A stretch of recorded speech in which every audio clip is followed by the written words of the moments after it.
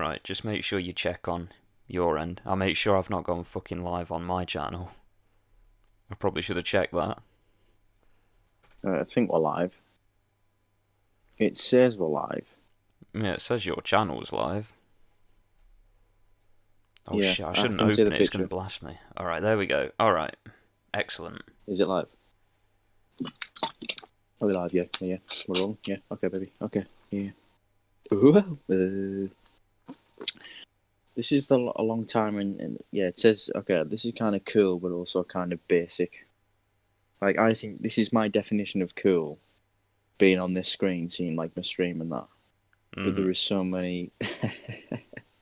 It shows you how low quality I am when it comes to me thinking this is cool and just first discovering this. Is this the 100 subscriber special celebration on your channel? Absolutely not. Because the last time we did that, you ended up dropping below and it made me look like an idiot. Yeah, I swear people seen that stream. I was like, yeah, I'm just gonna unsubscribe just to make it uneven.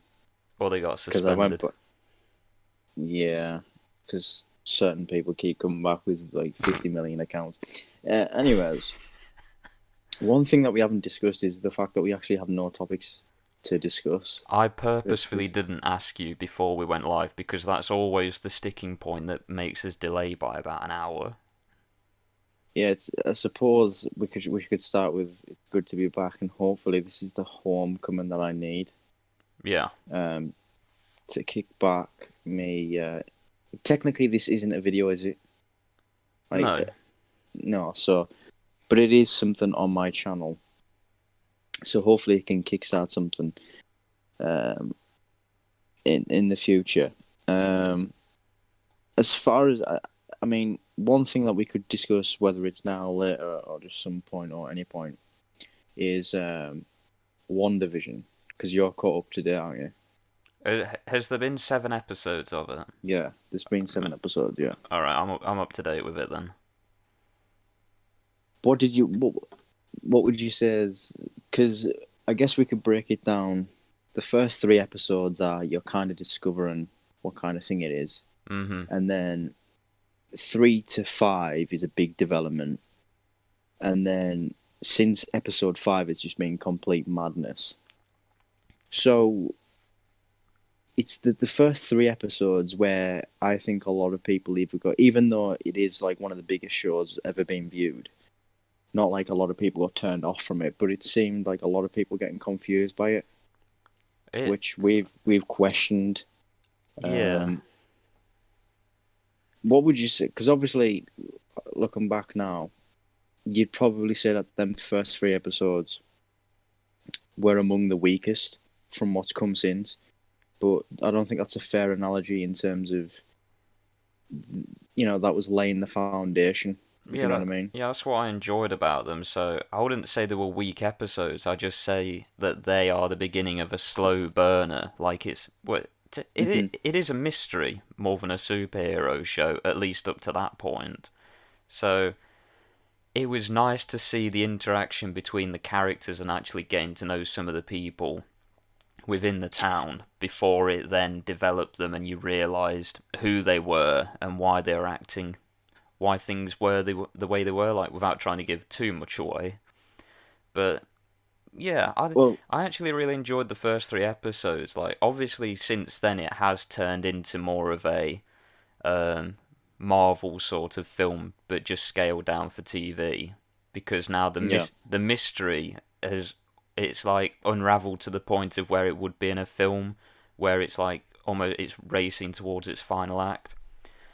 But yeah, it's like a really nice change of pace. And after Endgame, I think me and you even said this will probably be the point where a load of fans just decide, okay, the we've watched all the Yeah. way up to like the main characters have had their stories finished. Maybe it's now just time to give up with the MCU. But I think like I've realised after watching this that I've actually really missed it. Like I really enjoy these characters. I'm kind of sad that there's only 2 episodes left. I've got to be honest with you, before these TV shows were released, oh, well, One Division, because there's only been one, I wasn't, I was kind of a skeptic about it. I wasn't really interested. And then my cousin watched the first few episodes. My dad watched the first few episodes and was like, "Oh, you got to watch it." And I was like, "Well, there's nothing else to do since we're in lockdown." So I gave it a watch. And there's something about this show with how unique and different it is. Yes, it's got like the big, reveals in it, and it's that the MCU traditionally does, and it does all the things that you'd expect from a Marvel product. I just feel like it's not afraid to explore things. If that makes sense, Well, because they've got more freedom now. Like they've basically already secured the future of the franchise. Like you can tell with just each episode's budget. So now they're free to do more of these. Like the story, I think at the moment, as to where episode 7 is left off, is going to be quite dark, which is a territory that MCU doesn't usually stray into.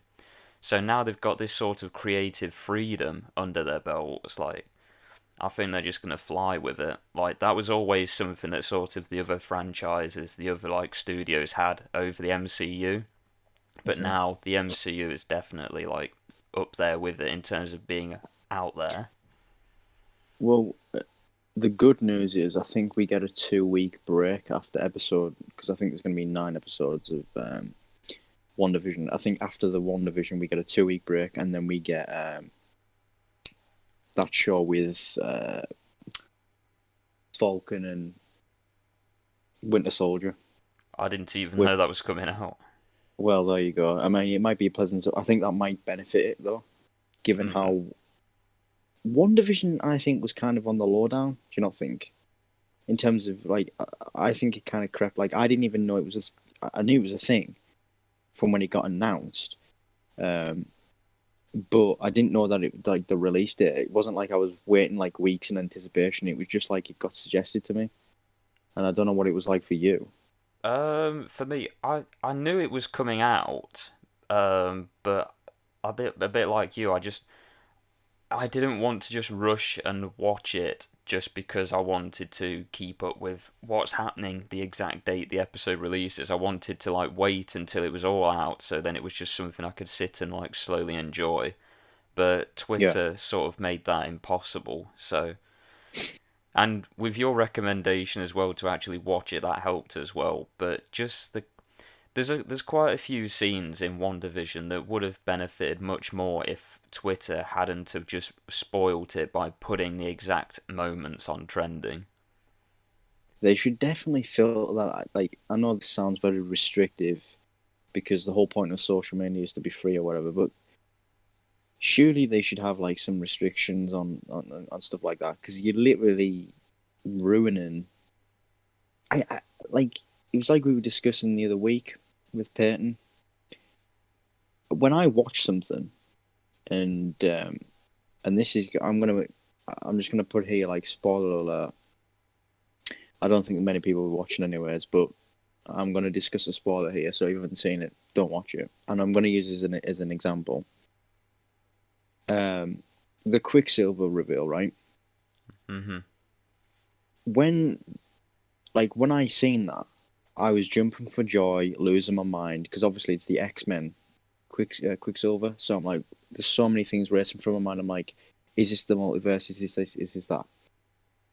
At no point did I get the urge to like. Sure, I egged you on to watch WandaVision, but I didn't like spam you with it, Mm-mm. and like I didn't hint at what it could be. I just said it's a great show. You'll enjoy it. Watch it.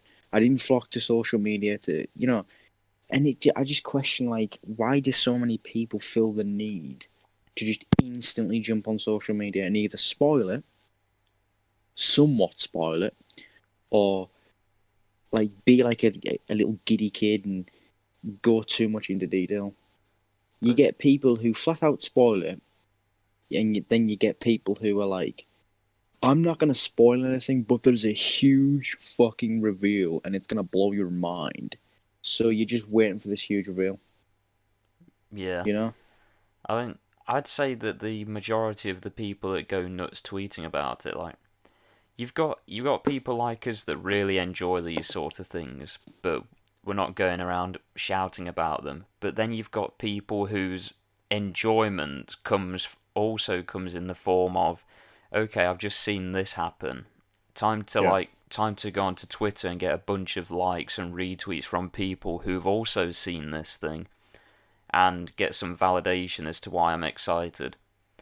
Like, I don't know. We've got different points of view, so maybe there is some sort of benefit to being that sort of minded, but I can't see where the thrill comes from. Do you know what I think it is? And this sounds so childish, but I genuinely do think it's the mentality of like you wanna make it seem like you're like one of the like the first wave of people to see the big Yeah, reveal. Do you yeah, know what I mean? yeah. So you've got to get on social media and like make the world known that you've seen Quicksilver first. Mhm. That's all I can pretty much break it down to. Yeah, Like, yeah. It's almost as if like This is like a really stupid analogy, but mhm, it's have you ever like been like in an exam back when you were in school and there was always someone that like always finished and was able to leave early or something, and it was like yeah, they were doing it to make a point to show off to like, yeah, I finished that exam first, like you're gonna know that I knew what I was doing in that exam.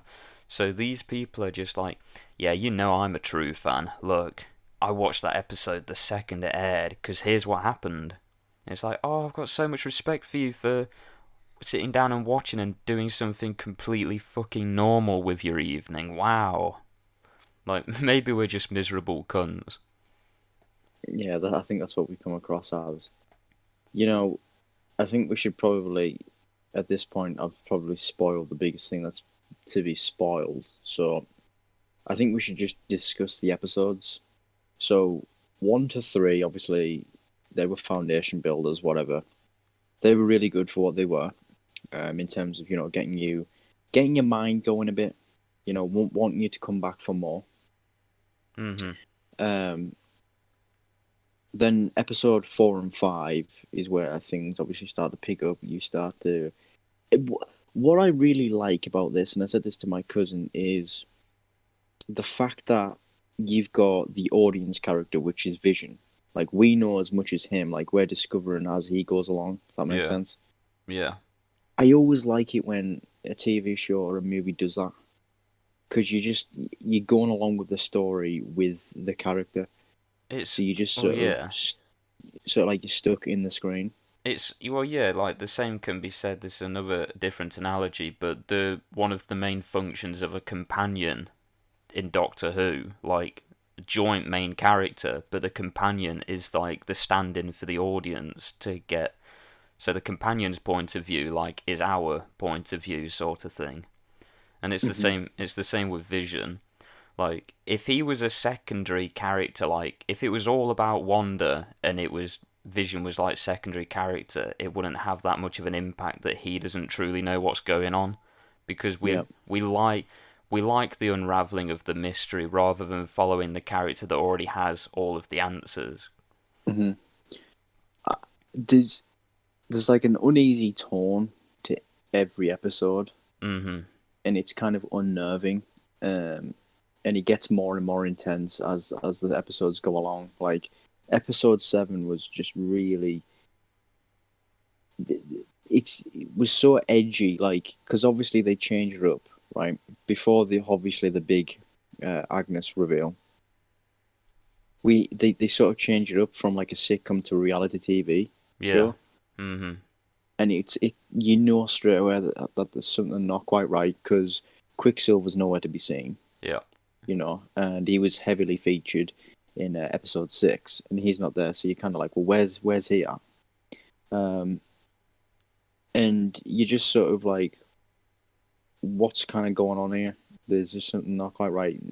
We're missing something.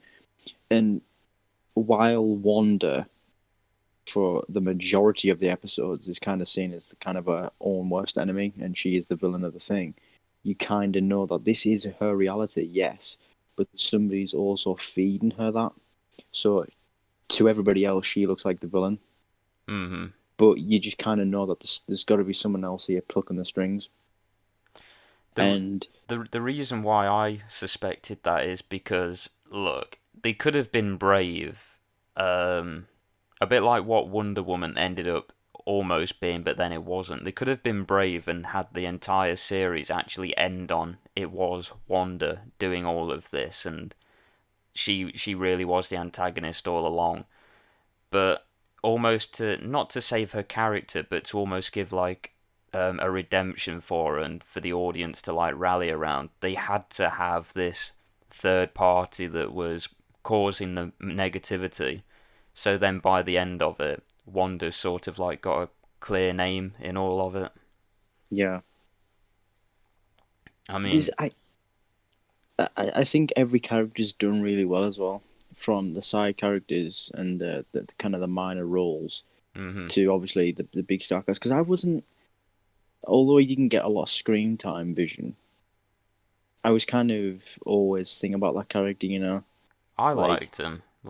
he He hardly had any. He wasn't. He was never a main character. If anything, he was a main plot device for two. that's what I was. Yes, Yeah. I don't know how I was going to explain this, but what I was meaning is like he wasn't a main character, but he was at the same time. If that Mhm. makes sense, like um, it's just basically the analogy that you've just used there. He was more of a device, some sort of like just plunked in there. We need this. We need this guy without any exploration, exploring him.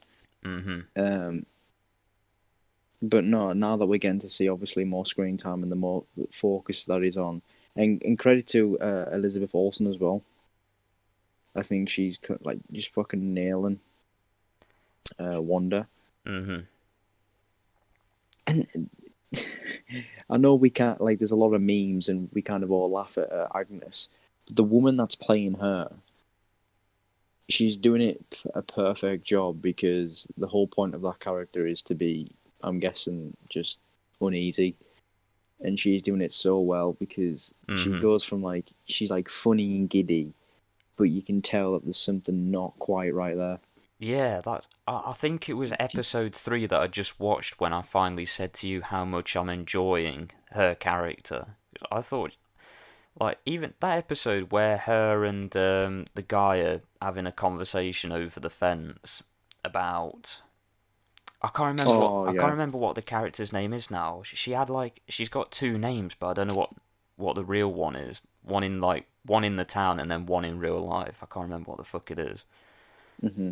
But just the way that they were like you it how it's portrayed, it was as if like at the end of that episode everybody in the town was sort of against Vision and Wanda because they were like talking about them behind the back, but then it sort of twisted to try and like paint this other person as the villain.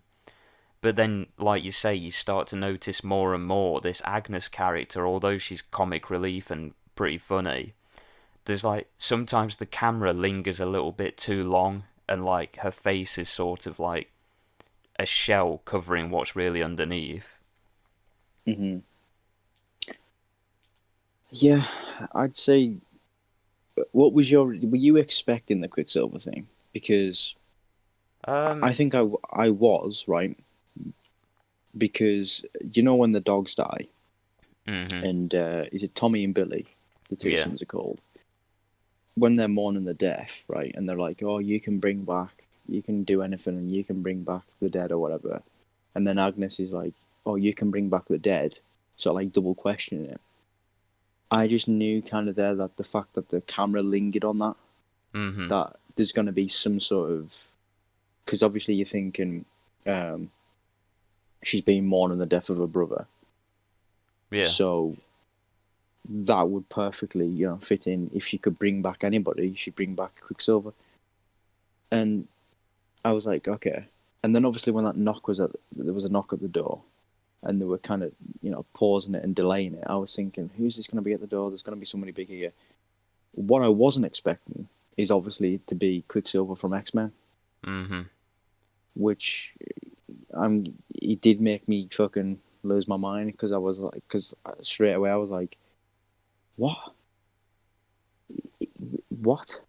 The only reason that I knew he was going to be in it, it wasn't because of spoilers or anything. I think I googled WandaVision It was on like its at the time it would have been on its second episode. I googled it to see when the release date was, and one of the top things on there, it obviously comes up with like the bite-sized Wikipedia version that you get in Google search results, and it had as the top billed cast member Evan Peters.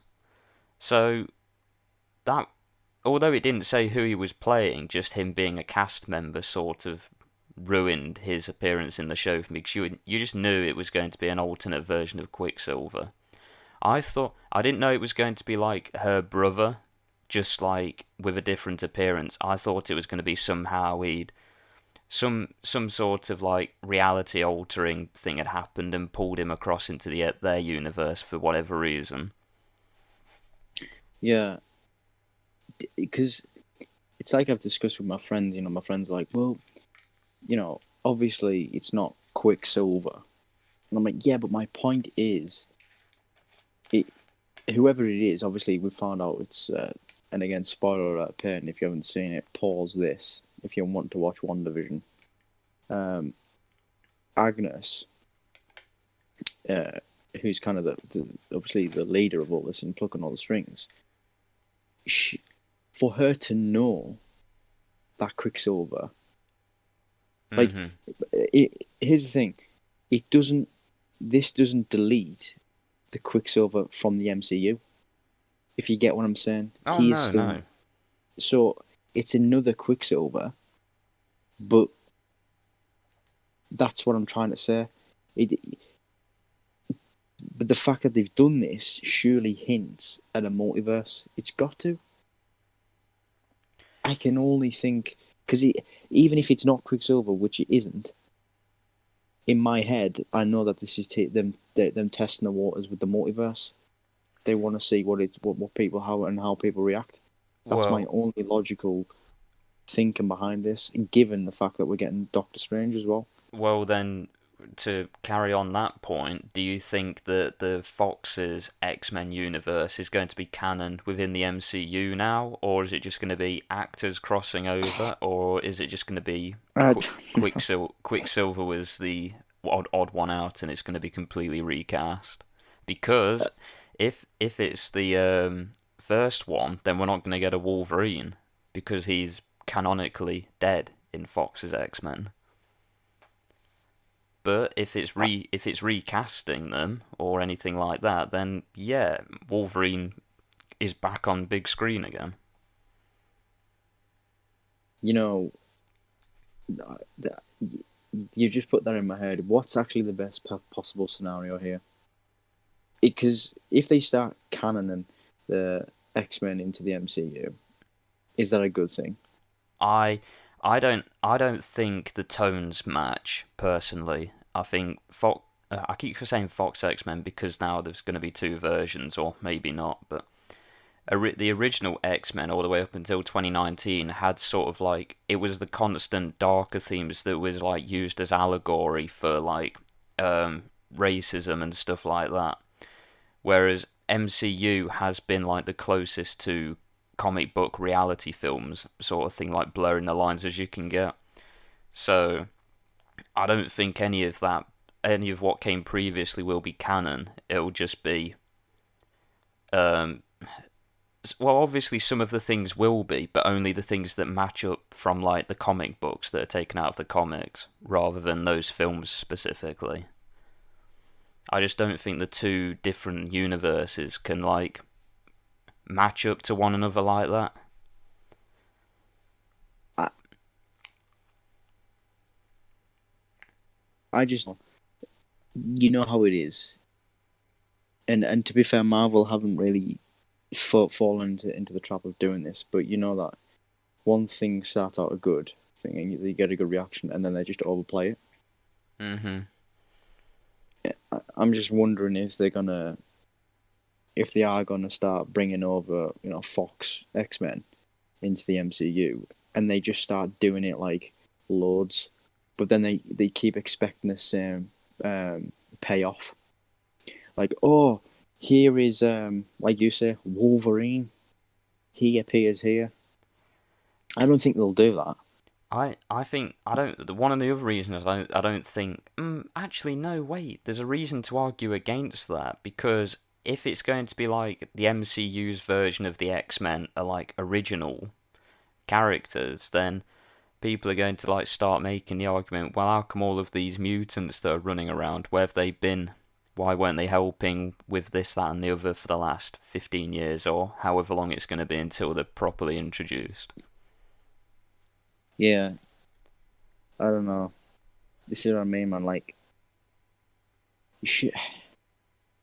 The fact that because the next two episodes are going to be an hour long, aren't I've not looked. they? I've tried I to think avoid everything.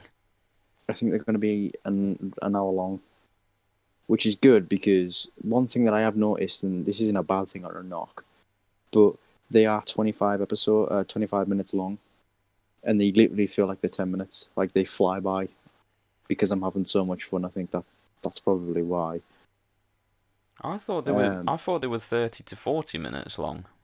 well, no, because the credits are quite long. Oh right, yeah, yeah. I don't watch all the Because credits.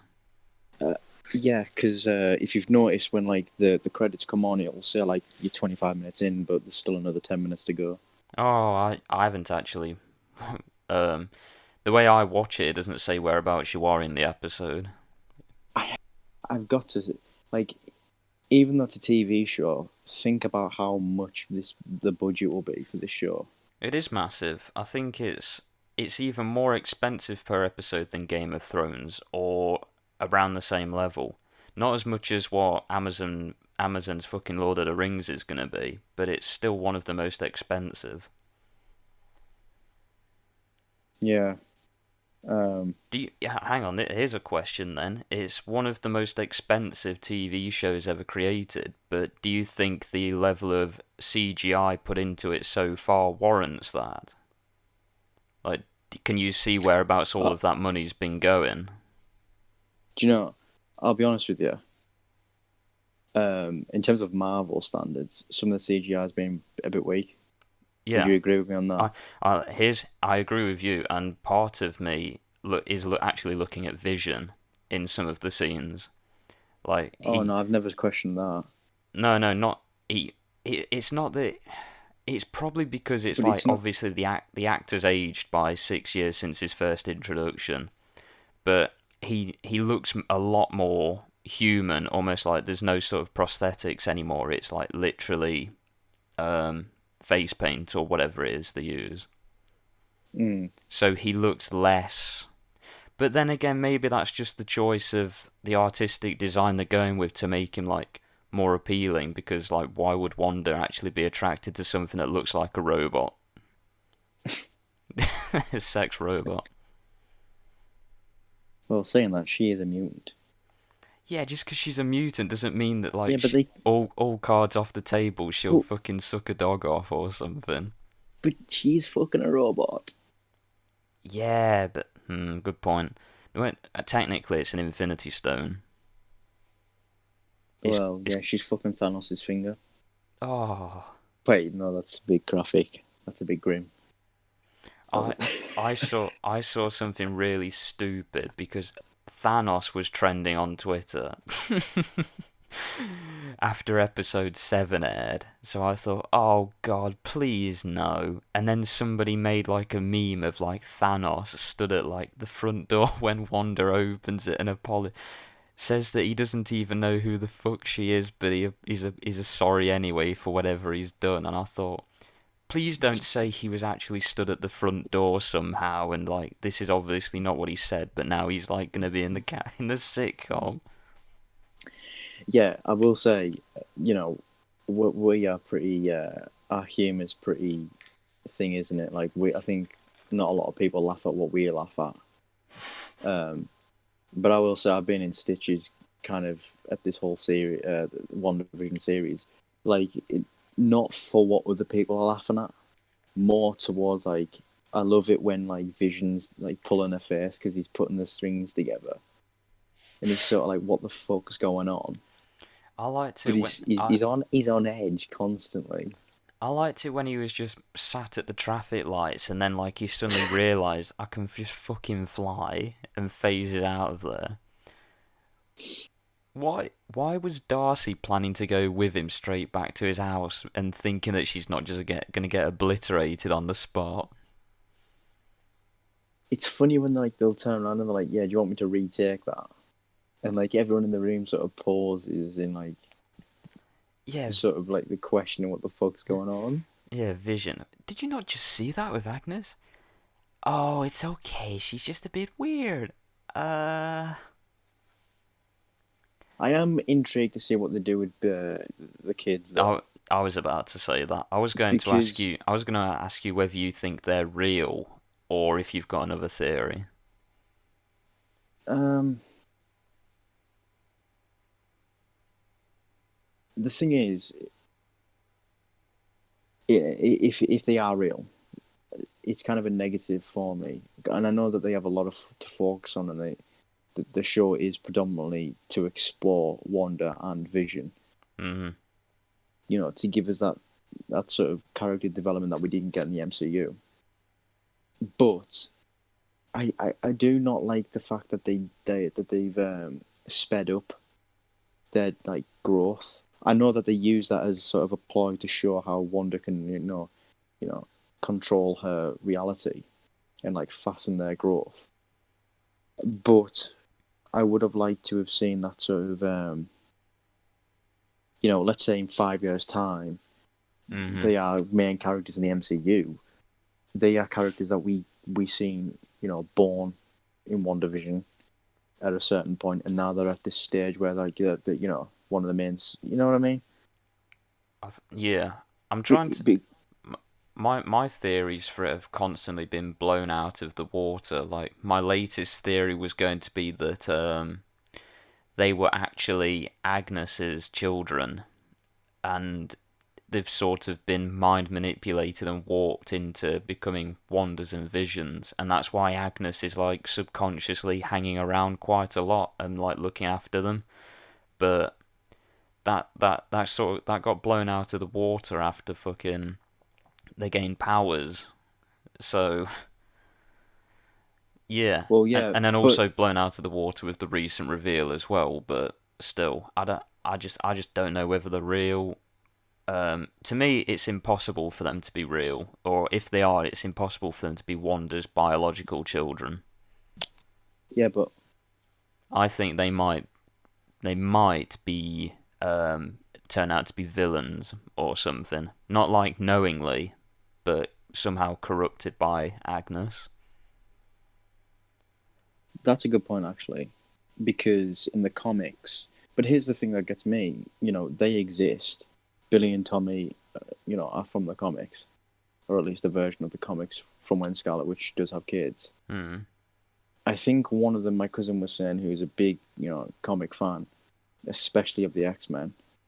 He said to me that one of them becomes a bad guy, Yeah. and one of them, stays good with obviously the powers that they possess.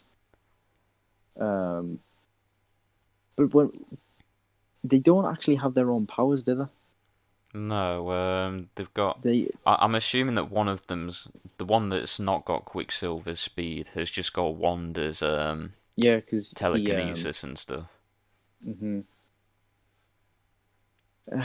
Yeah, I haven't really liked the kids, to be honest with you. It's difficult though with child actors. Like, could they be good characters if the um actors playing them could like do it convincingly and be likable, or is it just the way it's written? It's like the kids are annoying. I don't. I like the fact. I like the idea of her having kids. Hmm. I have sort of got attached to that, but I just don't like how they've themed them at the minute. No. More to do with they're not really characters; they're just ploys or a device. It's a bit, yeah, but in sitcoms though, I don't know whether this is just coincidence or not, but the kids often just take the stupid like comic relief background roles that act as foils to the grown-ups, where there's like that constant dichotomy between them, where it's like the kids are up to mischief and trying to trick the parents or whatever, but then at the drop of a hat you can just get them out of the scene for the main story to carry on. You, I don't know whether that's sick taken from sitcoms or whether that's just how the show's I, naturally progressed. I think you're probably right though in terms of them not being real because when she's giving birth, she um she just literally has the second one like unexpectedly, Hmm. and it's just like ah, Do you think she's fully aware of what she's doing, or no, do you? No. Okay. Okay. no, because I think like I dates back to what I said before. Obviously, Wanda likes the idea of living this reality, right? Hmm. And but obviously Agnes is feeding her it because she knows that to everybody else it looks like Wanda Yeah. because Wanda wants this. Um, but if in certain instances, you know how like Vision sort of questions what goes on. You'll also see that look in Wanda's face as well Yeah. because she just doesn't know what to do either. Yeah. I was hoping you said because I had the same thoughts because like But it's only episode 7 though where we have discovered that there is this secondary force. do you not think as well Agnes is tricking Wanda's point of view? Because we've always seen it from Vision's point of view, right?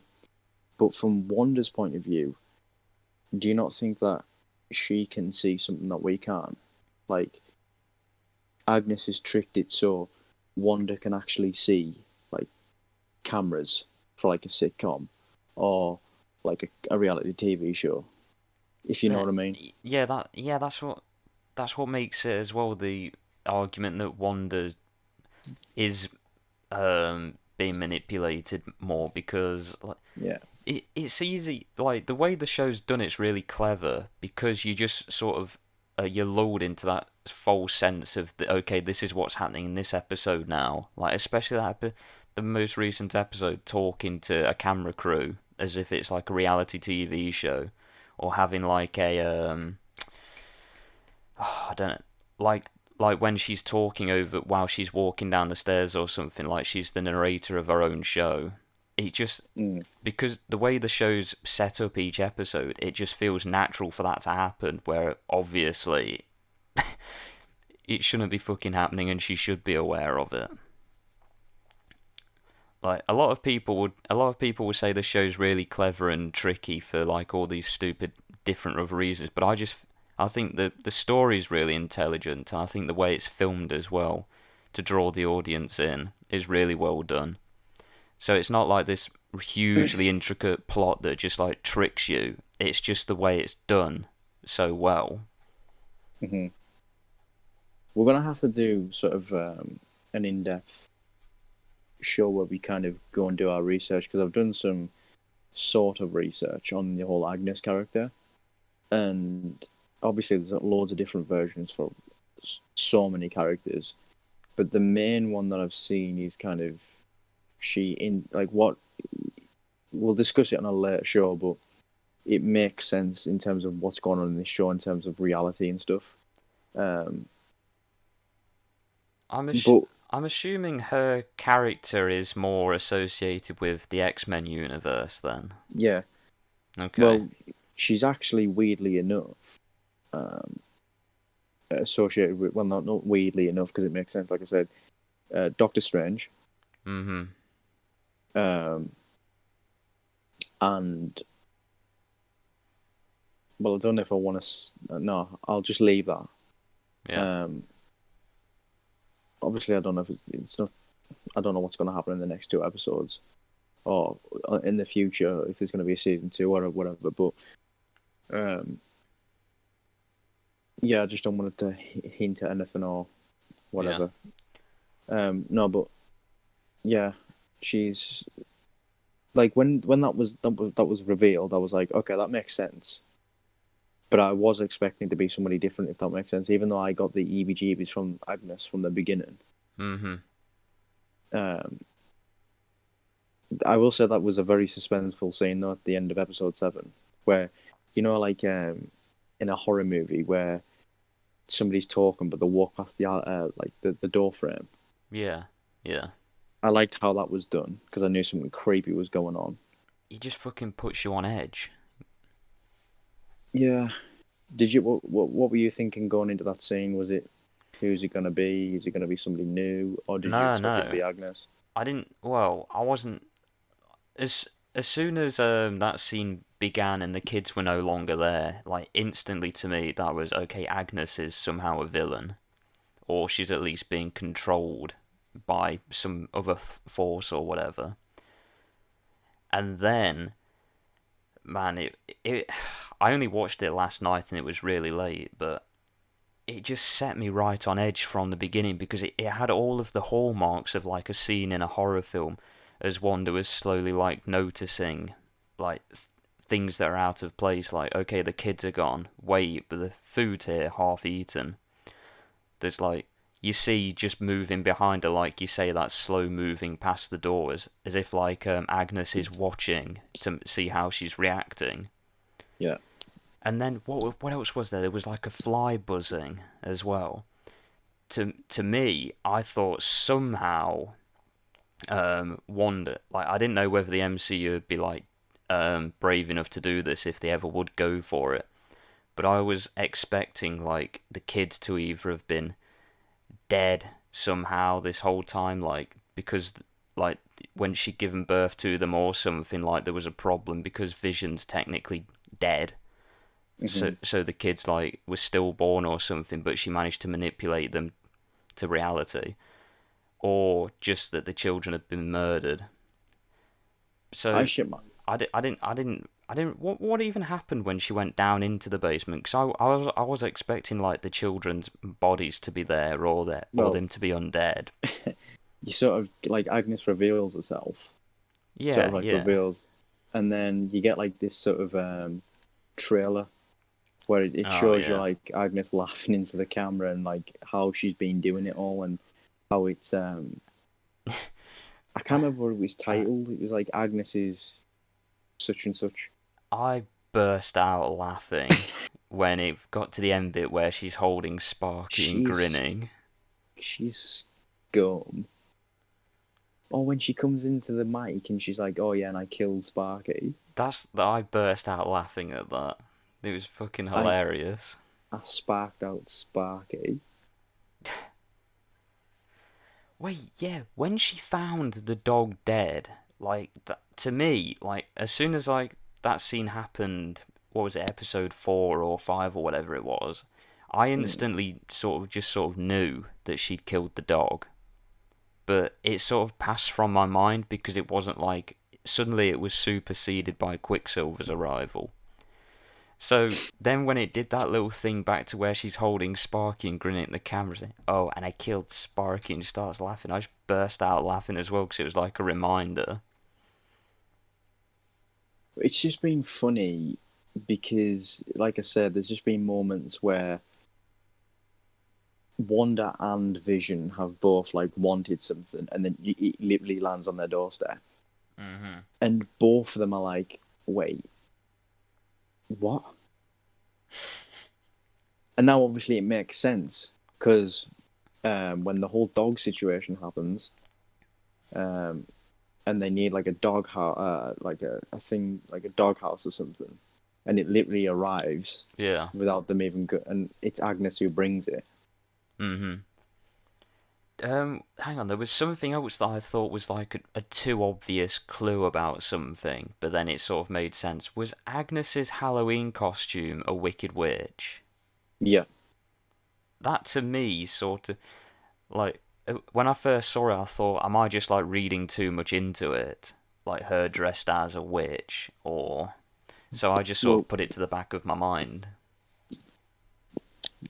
it's funny you should say that because I've been saying, um, not that I knew that she was the villain, the main villain, but I've been saying that I think that she was, um, where what's that thing called? Where Age of Ultron, the fucking thing that gets damaged, where Quicksilver's from, Oh, Sokovia.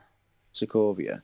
I thought she was like a witch from there or something. because it looked like she was eager to constantly please Wanda, Mhm. and I just thought that she was either she knew Wanda or she was close to her or something. My thing is, why Wanda though? I want to know why Agnes. Obviously, it's going to get explained, but that's Well, what I was yeah. intrigued. Why Agnes has took a fight with Wanda?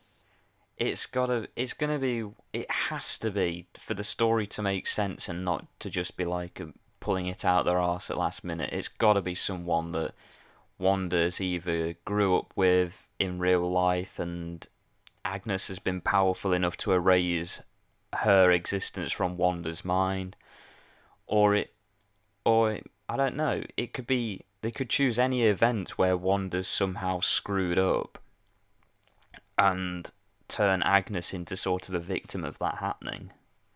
Or Mm-hmm. they could just go with the Agnes is just evil and somehow can siphon Wanda's powers. I don't know. Just recognizes that Wanda's like super powerful and compatible with her sort of magic, so she can benefit from her. Do you think there's going to be another sort of twist in the story though? There's gotta be. Not only for Agnes. It was like the way the MCU is going to do this, like in a TV show format now, we've got at least one more cliffhanger to go. And that's either going to be the reveal of who Agnes really is to Wanda, or it's just going to be something completely out of left field.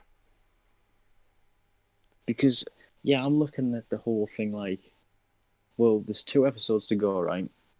Usually they do sort of like a big reveal on the second to last episode, so then you get the last episode of the big fight that we've Yeah. been waiting for.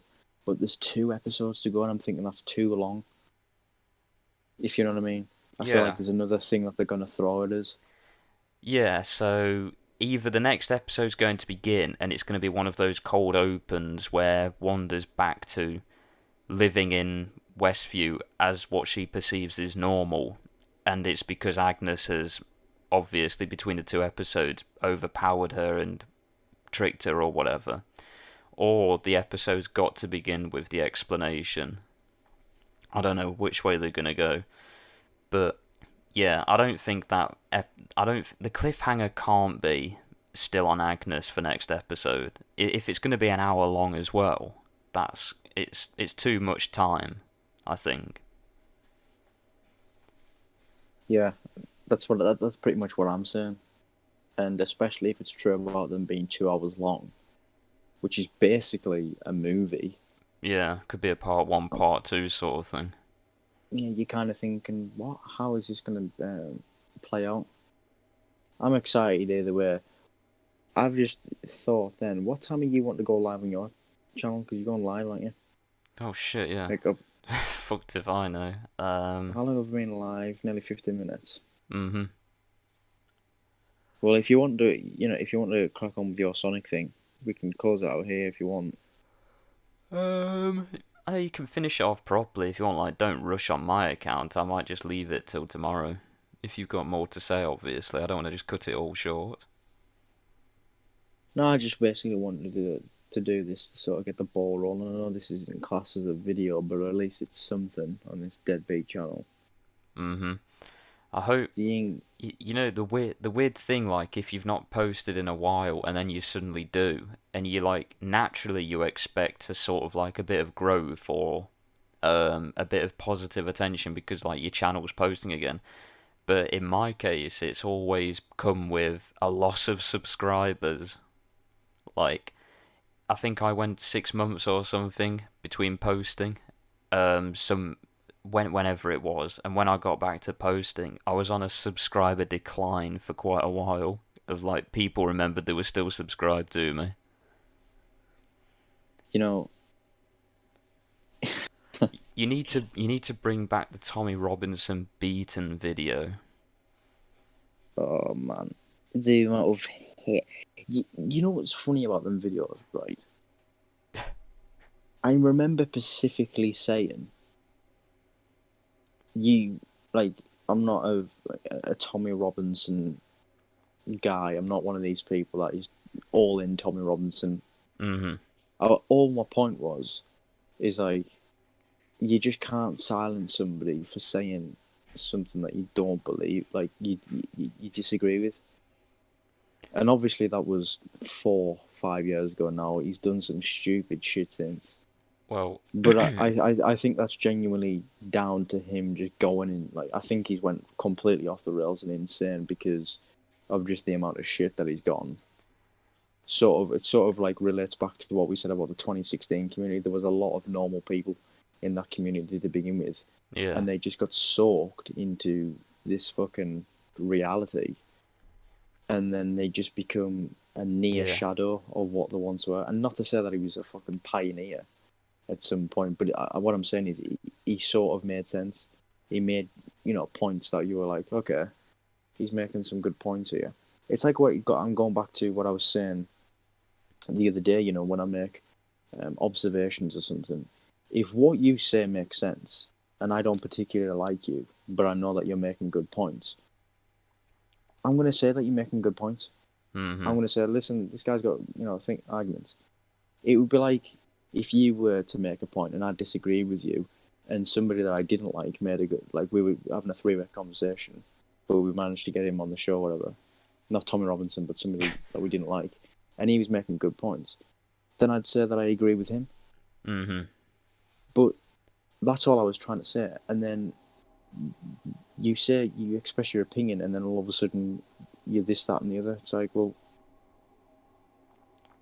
Well, I just here's my take on why I think the Tommy Robinson videos you did got backlash, but specifically the one where it was Tommy Robinson beaten, because there were like people clicking on that video. Firstly, probably a few of them were expecting to see the video of him getting battered, and when it wasn't, they just like either left a nasty comment or a dislike and just left. But then you've got the people that probably didn't even watch the video to begin with. They tried to try and ascertain the tone a little bit, and then they made assumptions without even listening to what you'd said. So then you end up with like 5% of people who clicked on the video actually listened, and the rest just formed an opinion what based on 5 seconds.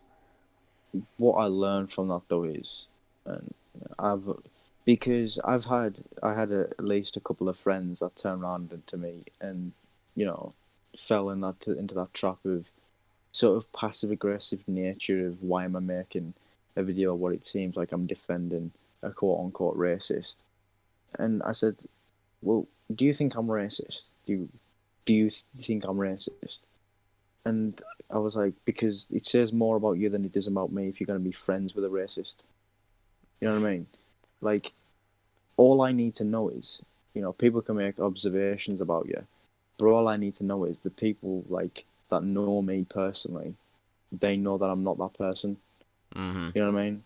Like, Yeah. I, I, I don't need to sit here and say, oh, I don't care what colour you are and all this, because I don't feel like I need to clarify that. I think that's just a normal human. You know what I mean? The thing is though, a lot of people are stupid and do need that clarification for whatever reason. And number two, there's people out there that are just looking for any small reason to try and get someone and villainize someone.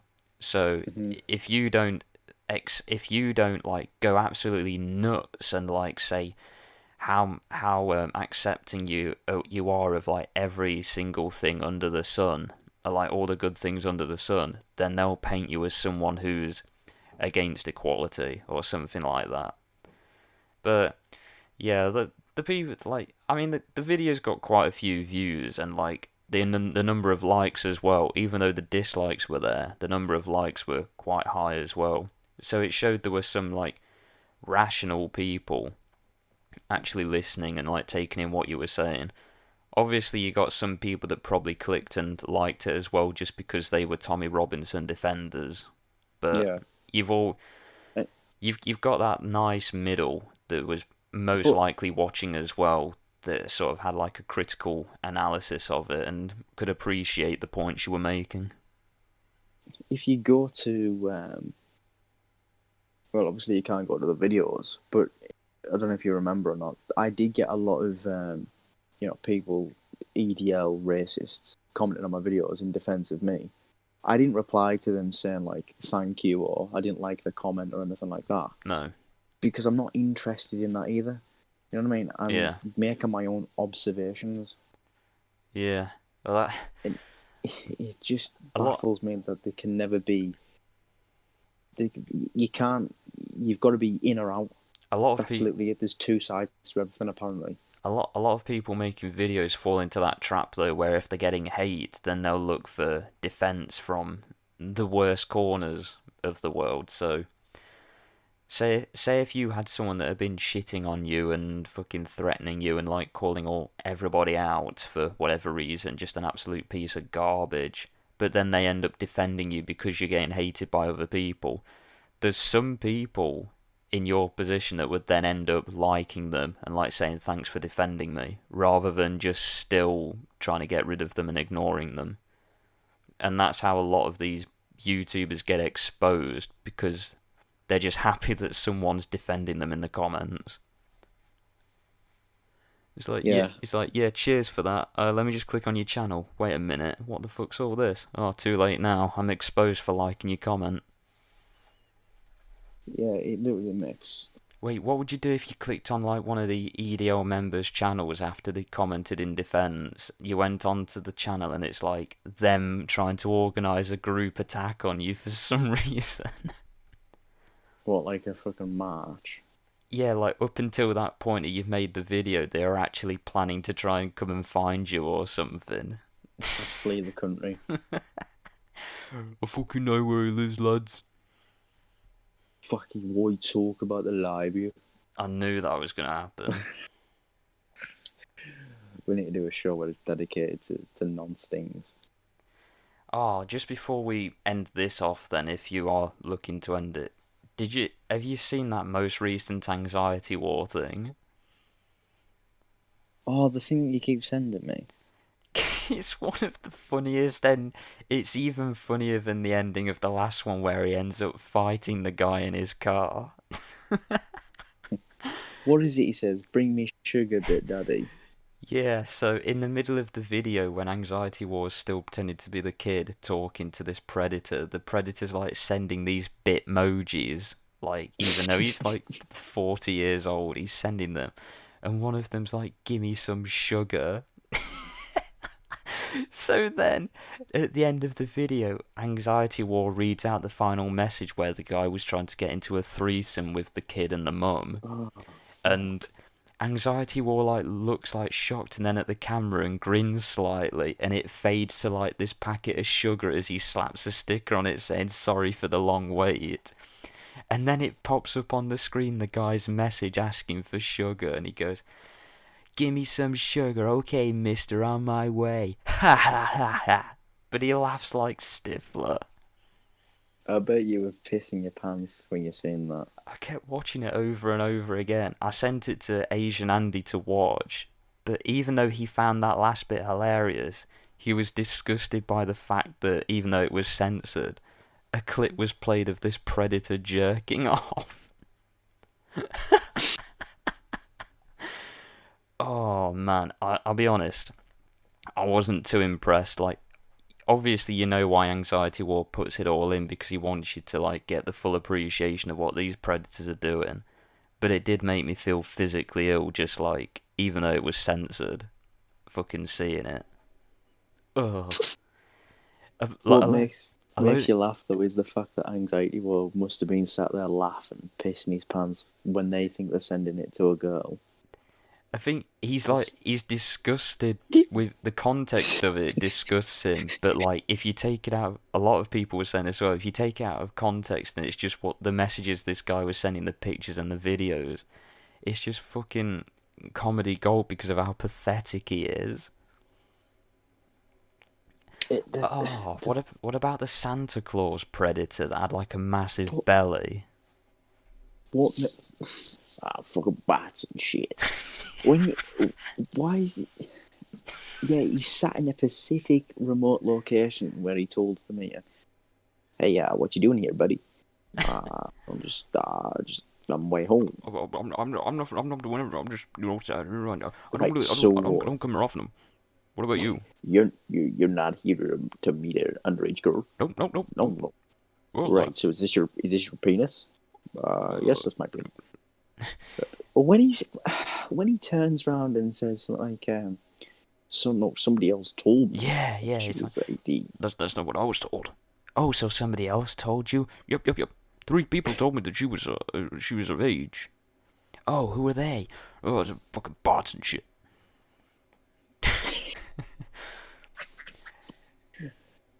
The I'm cherry I'm not on gonna get on there actually. the cherry on the cake for that Santa Claus predator Is was him no, him bumping into Lado? yeah, he like bumps into like this person that was taking his kids to the park, and then he gets the footage of the guy tracking him down. Yo, that's disgusting, bro. This guy's a pedo. Why does he call him Santa Claus nonce? No wait, Santa Claus. How I love it because I honestly think that he is the best at what he does. Just because like not only is he getting these people thrown in jail and putting on the sex offender register, but he's somehow taking the piss out of them to the point where it's almost like a comedy video as well. He, when he's fucking first walking through the park and he's like, "Oh look at the ducks! Oh look at the dog! Oh look at the predator!" And he's like walking in the background behind the Like, dog walk. what makes me laugh? Like, why in like the bald nonce video? Why like is when the camera like pins up to his face and it reveals who it is? Why does he look like like an animal backed up? Yeah. I was about to say, why does he looks like a deer in the headlights. Like, have they got the flash on the camera and it's blinding him? Why does he look like an animal sort of like backed up into a corner ready to pounce? That's more like Giles. He's like a caged animal that could lash out at any minute. Why do you keep saying that about Giles? Because he like, have you not seen how like scared he made them? At one point he raises his arms above his head and they back away, even though he's not shouting. That guy ain't got power at all. He's got some sort of strength behind him, otherwise those hunters wouldn't have been backing away as fast as they did. Right, Giles. What's there to talk about your pictures of your penis to underage girls? Why is A lot of people in the comments noticed that the guy who was talking kept pronouncing it as Venus. no? That's probably because he's a Birmingham City brummy bum boy. Can I just ask how that guy that we're referencing has not been suspended on Twitter for some of the things he says? He's not only has he been heavily promoting that the virus is fake and that it's a conspiracy, he's also been making racist and sexist comments, and now he's making homophobic comments. Well, if you didn't click on there, like CMD just said, there's a guy out there. I was quoting one of his tweets. Now, anybody that you could, Birmingham Brummy Bum Boy, like that's a quote from like a racist homophobe instantly. Why is he getting like dead regional? But the thing is, he's picking fights with everybody that's not from his region. Like he hates every other football team. He lives in my town now, where I've moved to. He lives there. Track him down. He's asked me to go karting with him. Like, obviously they're all fucking shut, but yeah, he wants to go karting. I'm not too sure I want to see that guy in real life. How old is he? Let's just well, just to give a brief backstory, he was one of my biggest haters in 2016 when um when I was making videos about the shit that was going on back then. But for some weird reason, he suddenly did like a heel turn and became a fan instead. So I was just like dead confused as to what the fuck was going on. But I think he's sort of around your age, from what I can ascertain. What? This sounds like a 45-year-old man that's just discovered Twitter. No, no, he's naive to Twitter because no one ever interacts with him on there. He's mates with Chad. Birmingham Brummy Bum Boys. What about when What's he the other names he uses? Womanchester City / United? That's just a pit. That's so shit. Like, at least the Brummy Bum Boys is funny because it's good. Womanchester. But Womanchester's so lazy and tacky. That's what makes it funny. Like, he could come up with nothing else inventive. I think he called Liverpool shitty. Does that make any sense? But why is it almost like these wrestling terms, but obviously in a football sense instead, like slang that like wrestling fans would use against people? But in this case, it's like a football channel that he clearly watches that's like screaming and shouting at the camera these insults, and he's copied them. Like Why is it? Robbie of Arsenal Fan TV. Oh man, don't bring. Oh, we've got so much fucking. We need to like one day just have like a comedy sort of show, sort of get like all the funny topics, like Arsenal Fan TV in itself. You could talk about that for hours. You need. I know you're not necessarily a fan of football, but man, if you watch that for like a couple of hours for like a video to study it, you'd get so much laugh out of it. The few clips that I've seen of This it just like I'm so confused when I'm watching it because it just seems like everyone there just hates one another. they do. They're literally all like characters that bind together on a TV show because they know that's like the audience wants it. But they literally, from what I gather, don't really like each other too much. I was gonna say, That's what makes it great. were they ever mates or did they just happen to just naturally team up To, somehow?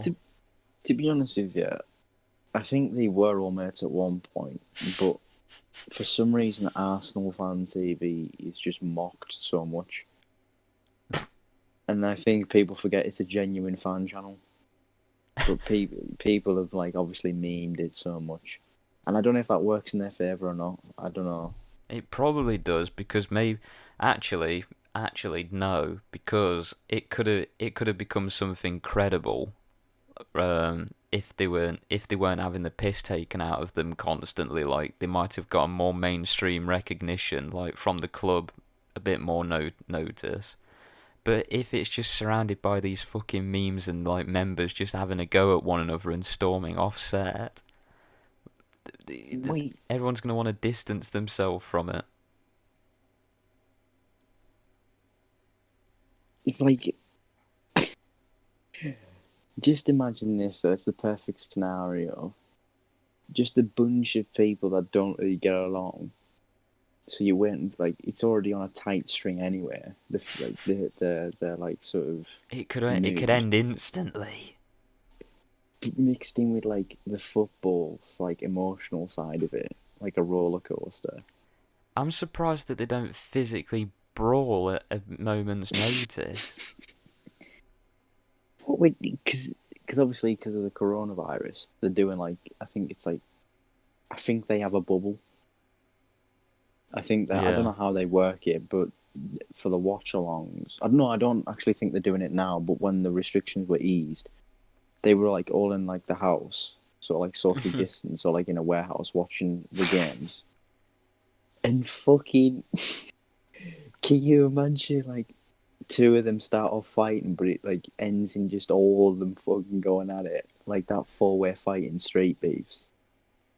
Oh man, I'm trying to picture them all sort of like in a warehouse because that's the only place that can properly social distance and still all be on the camera. But I like to imagine as well that they've got one of those old fucking massive clunky TVs with the tiny screens and they're all trying to see the screen properly. and it's like shit picture and shit sound quality, and they're just yelling at the screen and at one another. Oh fucking come on! That four-way fight in Street Beefs is one of the best things I've ever seen. Oh man, I'm trying to remember. Like the fight began, it almost looked like it was going to be a 2-on-2, but then one of the members of one of the sides just like sideswiped his like who it looked like he was going to be teaming up it with, and just knocked him to the ground. Iraqi assassin just ends up KOing somebody bad. Like this guy is like sort of like. Do you find it funny when somebody's like backing up and somebody's like chasing, but the guy backing up like swings a punch and like it's sort of like the guy with the momentum coming in, leaning in, like it benefits the guy plunging a fist Yeah, because it's the perfect connection. yeah. That's what happens. It's almost like the Nate Robinson headbutting a fucking fist of Jake Paul. Oh man. Right. Where do we want to cap this off at? Do we want to say one last thing about the show's future or anything like that, or WandaVision or something? Let's just say this, all right? I've got the day off work tomorrow. Right, it's 9:45 at night. I'm feeling motivated. The reason I'm not balls of energy right now is because been at work. My dad's snoring like a fucking gorilla next door, so I have to keep my voice down, which I hate doing, by the way. I hate talking low, but I'm not going to wake up. I'm not prepared to wake up a snoring gorilla. Poke the bear. Yeah, I'm not willing to poke that beast. I'm not. I'm not willing to go to what's the saying? Belly of the beast. Why is that a saying? I don't know, but I love whenever I randomly use it in a Fortnite match because it always signifies we're gonna die. But as Dan would say, you know, I'm willing to put it all on the line and go into the belly of the beast up against any opponent. No, but seriously, what I will say is I'm going to try and get up early tomorrow, utilize the time, and at least get some of the video done that I'm planning on doing. And hopefully we can do another one of these soon, these lives, because, like I said, this one was off the cuff. There was nothing planned as to probably why we've been rambling a bit, kind of scratching and just sort of doing it a conversation, when relying on a conversation rather than set topics. Hopefully next time we have set topics. I do want to discuss WandaVision in depth, but I'm going to have to rewatch it again to take notes.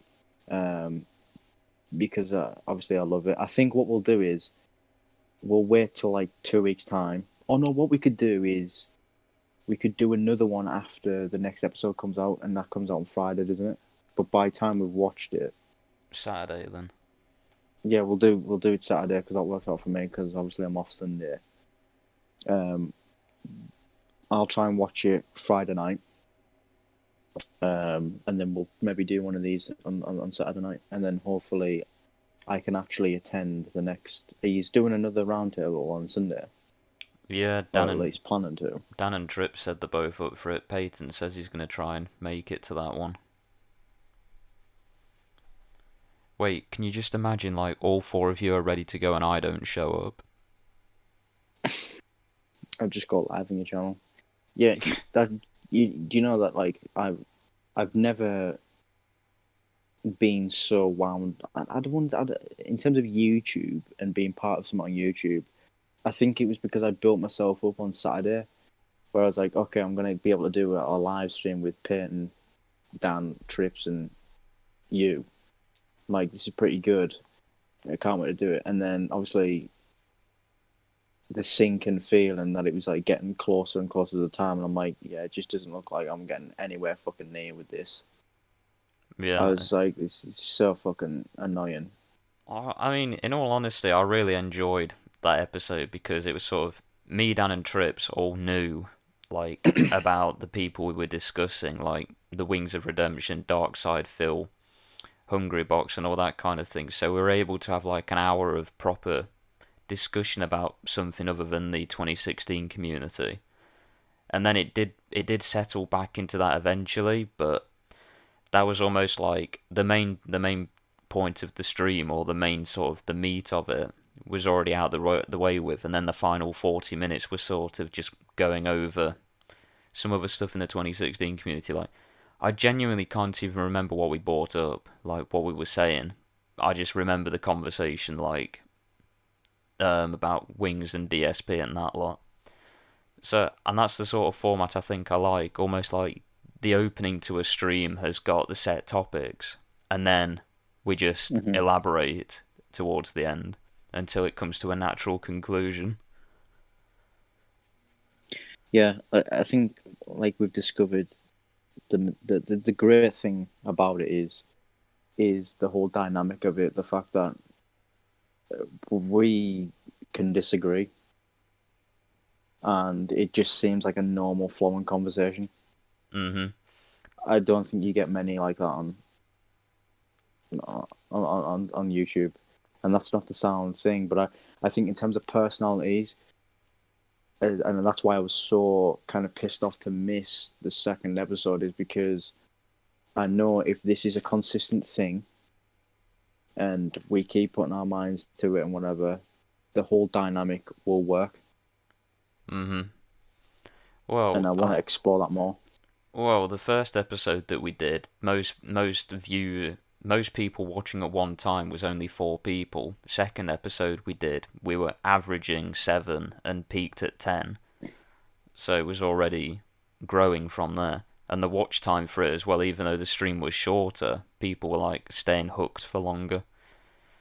Hmm. So yeah, I did sort of say in the episode I was hoping to sort of like get a stability going with like constantly all 5 of us at least for the first few episodes, but I don't know, That I don't know yeah, whether that is definitely needed. Like, we all definitely need to be there, like it, because it grew even without all 5 of us being there.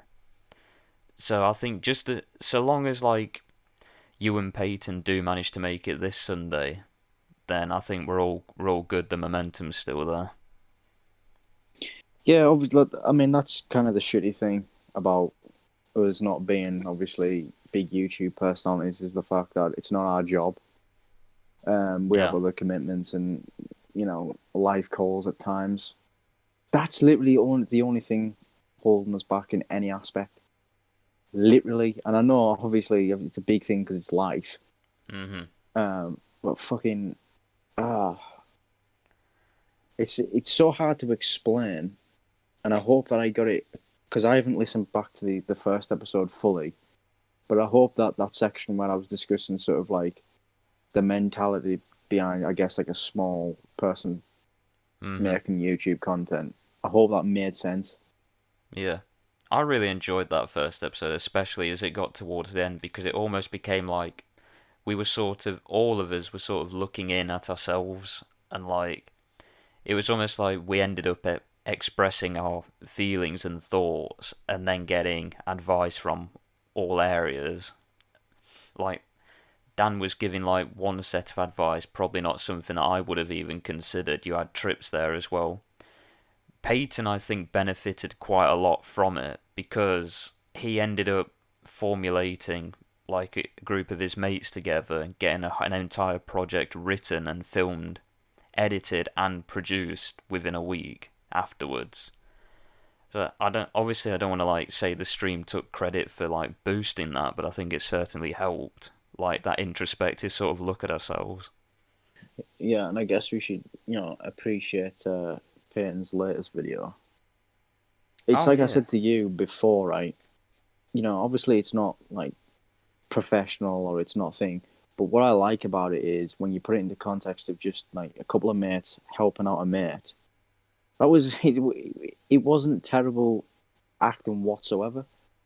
Like you wouldn't say if he had like obviously much better equipment and sort of like a budget as to, and they can obviously do a lot more with it. Mhm. You you'd probably say that that was as best as you're gonna get, really.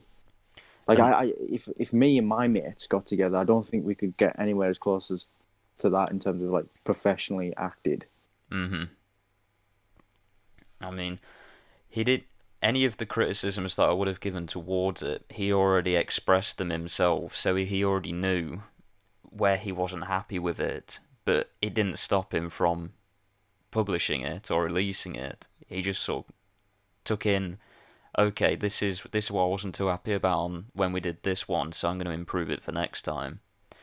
Like he mentioned the sound quality. Like I can't criticize him for the sound quality because he was already disappointed in it and made efforts to try and edit it to make it sound a bit better. So Yeah, yeah, but I would say that's a good thing. I would say that's a good thing in terms of it's like you just said that it's getting something out there. One, two, then you can just explore what you need to work on. You know, hmm I think if I was to upload a video like that, knowing, yeah, because you're not going to kid yourself. You're like, well, I've literally just filmed a short story sort of thing in my house with my friends. It's not going to be a masterpiece. So if somebody turns around and tells you it's a masterpiece, you know that they're fucking bullshitting you. yeah, But if they tell you like how to improve it and get the best out of what you've got, then I mean that's. But it's like you said in terms of sound, like I don't think it's because like I know even if I was to have like a good mic, I was to film in my living room is very echoey. Like hmm my house is very echoey because we have high ceilings. yeah, I don't know if that could be helped. It's like you say, unless it's professionally done, which is hmm very fucking hard to do. Oh shit. Yeah. I've been rambling on. Anyways, we're gonna end this so you can do your Sonic stream. But at least it's done. We've done a stream. It's out the way. Like I say, I'm gonna try and do a fucking video tomorrow, or at least get something recorded. I have to because Peyton's pipped me to the post. yeah. You're being consistent. Uh, Dan and Trips turned up to the stream, whereas I didn't. So I'm the one plugging behind, and I've got to get my ass into gear. Um, any final words before I cut the Um, head of the snake? I'm gonna say final words are gonna be the usual from me. We're gonna end up floundering a bit towards the end of the stream, not knowing if we've actually ended it or not. But as far as how streams go, I mean, you've already said it. We went into this with zero plan whatsoever, and it's ended up working out pretty good because we started with one division and then it somehow naturally developed to this. Yeah. Uh, Saturday we'll do the same again. With talking about one division, just that specifically, and then yeah, Sunday, see you, see everyone there again. Hopefully get hopefully get quite a few people watching, if not just an active chat, because that definitely helped. Yeah. Yeah. Hopefully we can get an active chat because as far as I'm aware, I've just looked at the chat there. Oh, great! There's only Peyton Bean in here. Wait, imagine No, but I Peyton. wasn't expecting anything else to be honest. Wait, but could you imagine Peyton was in it, but he was talking shit, thinking he was on a troll account? Wait, like a certain somebody, like Dud Island. Oh God. On that note, like, Yeah, on that note, let's get out of here. depending on when I end this, it might just